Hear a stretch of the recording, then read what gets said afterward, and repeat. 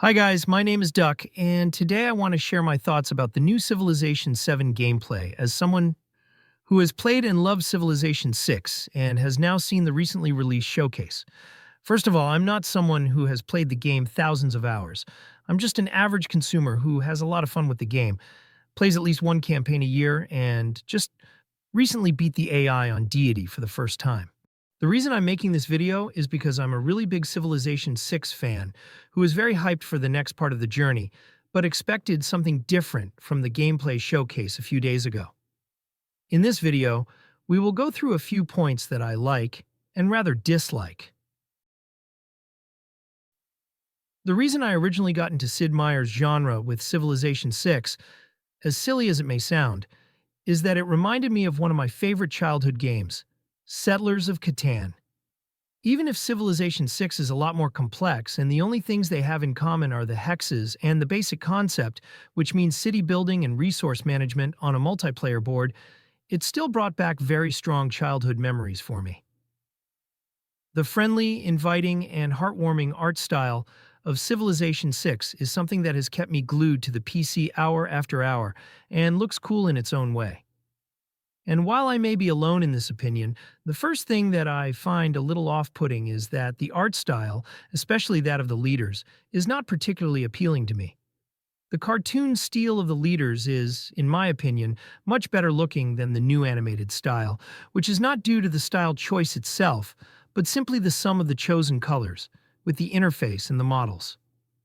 Since I'm a layman when it comes to art and the production of games, it's hard for me to describe what exactly bothers me about this, but to me it just doesn't look like a game that came out 8 years after Civilization 6, but more like a predecessor, or one that came out at the same time.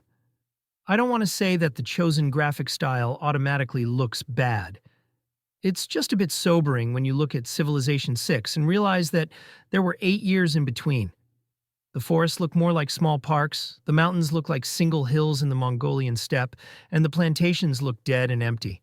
I just miss a bit of life in the individual hex fields. But apart from that, the cities look very good and promising, a bit like a model railroad. In addition, the troops are very well designed and look very realistic. On top of that, the troops now fight constantly between turns, which makes military conflicts much more serious and gives the whole game a deeper depth. One of my favorite mechanics is puzzling around with the different fields and districts to gain the biggest possible bonuses. Now I've learned that population management, one of the most entertaining early game mechanics for me, has been abolished. The tech and culture trees have changed a lot and look very simplified, but these are only minor points. The thing I'm most afraid of is the new so-called revolutionary change, the changing of civilization across eras. In Civilization 7, you basically start like its predecessor, and you start by choosing your civilization. So each starting nation has its own bonuses and abilities, making each nation play differently and feel unique. But since the game has now been shortened to 3 epochs, and after each epoch you choose a new civilization that brings certain bonuses, I am very afraid that Firaxis will not get the balancing under control, and thus after a short initial period, the gameplay will become completely the same because you take the one overpowered path every round. Another thing that contributes to monotony is that nations also get bonuses on their own wonders. For example, Rome receives plus 30% production on the Colosseum, and Egypt receives plus 30% increased production on the pyramids. As a result, in most games, Egypt always gets the pyramids and Rome always gets the Colosseum, because these factions have the corresponding incentives and advantages, which I personally find a pity.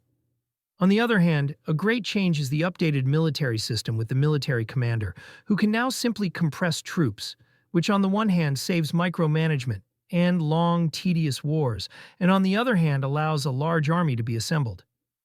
The second big innovation I'm very excited about is the new terrain update, which now includes rivers that can be crossed by ships. Passable rivers give the game a new depth, make ships stronger, and perhaps finally make the Vikings really cool. I personally expected that if something was announced as revolutionary, we might get completely new levels of warfare or maybe even the colonization of our solar system. But instead, a change was announced that is already known from genre competitors. which I'm not sure what to think of yet, as this mechanic has a high risk of breaking the game. I would be very interested to hear your thoughts on the new announcements and whether I am alone in my fears.